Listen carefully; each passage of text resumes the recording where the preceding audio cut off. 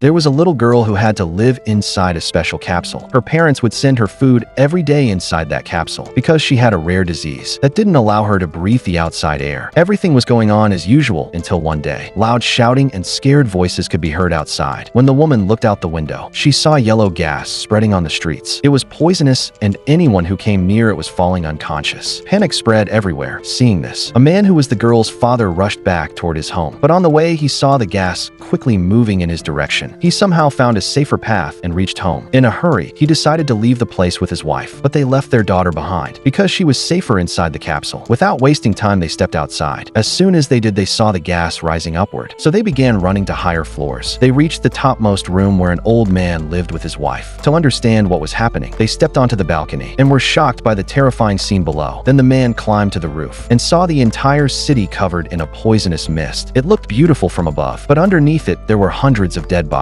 The girl's mother kept checking on her daughter and trying to understand the situation. That's when they learned that the capsule's battery was about to run out. The man decided he would go down and change the battery, but it would take more than 10 minutes, and he couldn't survive that long in the toxic air without breathing. At that moment, he remembered that the old man downstairs always kept an oxygen cylinder to save his daughter. He took the risk and climbed down using a pipe. As he moved toward the poisonous air, he took a deep breath and quickly reached that floor. He broke the window and entered the old man's home. Inside, he found the old man already dead. Without stopping, he started looking for the oxygen cylinder, but it wasn't visible. In panic, he took out his flashlight and searched carefully. Soon he saw the cylinder lying in a corner. He quickly wore a mask and turned it on. Then he returned home and changed the battery in the capsule. After that, he packed some important items and started going down. But as soon as he reached the ground, he saw something terrifying. Everything was silent and dead bodies were lying across the streets. Now the biggest question is, where did this poisonous gas come from? Will it wipe out all of humanity, or is there still some hope left?